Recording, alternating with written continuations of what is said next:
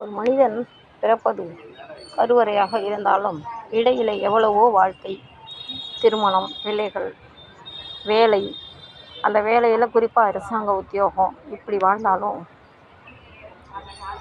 கடைசியில் கல்லறையில் சேர்ந்தாலும் இடையில் ஒரு இரவு முளைக்கிறது. அதாவது அரசாங்க ஊழியர்கள் மாவட்ட ஆட்சியராகவே இருந்தாலும் அவங்க ஓய்வு பெற்று தான் வரக்கூடிய ஒரு இடம்னு ஒன்று இருக்குது ஃப்ரெண்ட்ஸ்.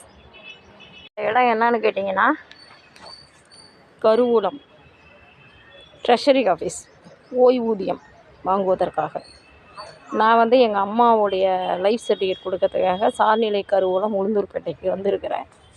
அப்போ தான் வந்தால் பார்த்தாக்கா எவ்வளோ பெரிய வீடியோஸ் எல்லாருமே வராங்க இல்லையா. இப்போ எவ்வளோ பெரிய பொசிஷனில் இருந்தாலும் இன்றைக்கி அவங்களுக்கு இந்த பணப்பட்டுவாடா, பென்ஷன், ஓய்வூதியம் கொடுப்பதற்கான உத்தரவை நீட்டிப்பதற்குரிய அதிகாரம் யாருக்கு இருக்குதுன்னு கேட்டால் கருவூல அதிகாரிக்கு தானே இருக்குது. அப்போ எவ்வளோ பெரிய அதிகாரியாக இருந்தாலும் கடைசியில் இங்கே நிற்கிறது எங்கே சார்நிலை கருவூலம் தான் நிற்கிறாங்க இல்லையா. இது உண்மையா இல்லையா?